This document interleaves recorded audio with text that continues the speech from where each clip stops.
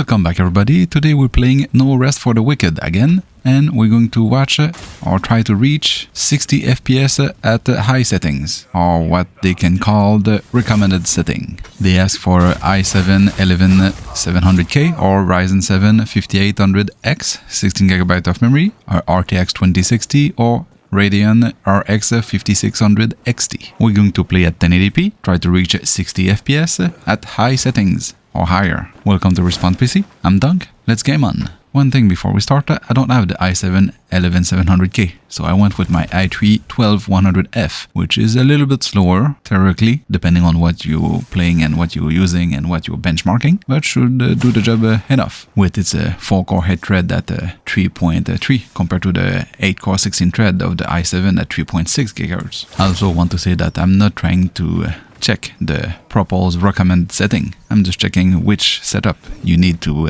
be able to play a 60 FPS at the best quality visual. I also went with 32GB of memory to just make sure I don't go over that 16, otherwise the RAM will be a bottleneck. And the first GPU I went for is the RX 480. 8GB. We're not reaching exactly 60 FPS, we are at a 51 FPS average, and when you change area you drop in the mid 40 FPS. The VRAM of the card is almost maxed out, using a 7.2GB of VRAM, and the GPU is pegged at 100%. For the memory we're using just over 13GB of memory. For the CPU, my i3 is idling 33% of usage, so you can probably go even to a 6 or 8 gen Intel, or equivalent in Ryzen.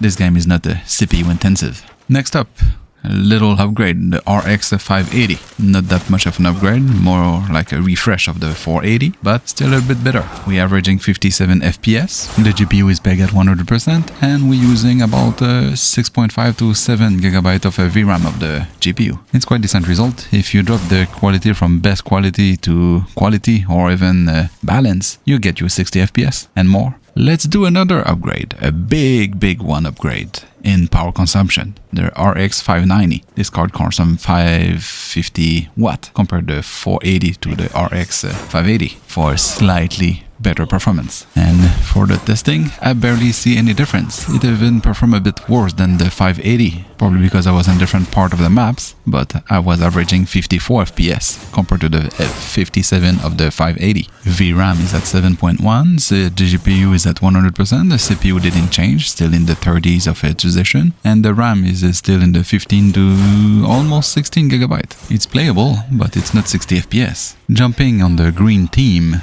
the old but gold GTX 1070 Ti, quite a bit more performing than the RX 590, and not enough to reach 60 FPS, just 1 FPS short at 59 FPS. I've reached some area at 64 FPS, but other area dropped to 55, averaging me a 59. The GPU is pegged, obviously, and using 7.7GB of VRAM. The CPU is now more used in this case. We're always in the mid 50 to low 50 of utilization. For the memory, we are at 14 to 15GB of usage. Highly playable. I won't mind play at 59 FPS for this kind of game. Even 30 is acceptable for this game, but we're looking for 60. I don't have a RTX 2060, which is what they recommend as a recommend setting for this game, and it's a little bit slightly faster, better performing than the 1070 Ti, so maybe the 2060 is right on the spot for a 60 FPS 1080p, but who knows? Not me, because my RTX 2060 is dead.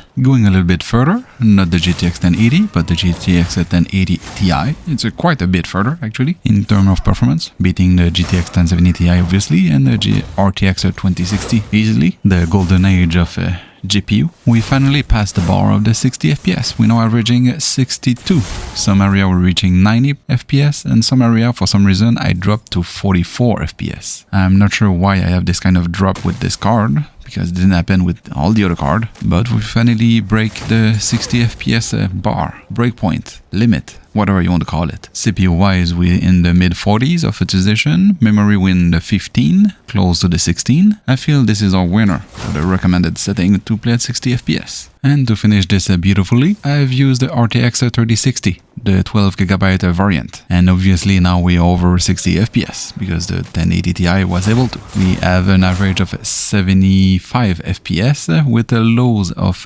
mid 60 depending on the area, but we can climb as high as 95 FPS. Even though the card has 12GB of VRAM, we never went over 7.8GB of VRAM utilization of the GPU, even though it was pegged at 99%. The CPU was still okay at 45-ish, and the memory we were still at 13.6. My take at playing at 1080p to reach a 60 FPS at best quality, the CPU can go way lower than the i3 12100F or the i7 they recommend. Maybe even 5th or 6th, maybe 7th gen Intel should do the job. For the GPU, the 1080 or 1080 Ti should do the job for 60 FPS, and the 16GB seems right on spot. That's all for today's video. Thank you to have come watching, and see you in the next one. And subscribe.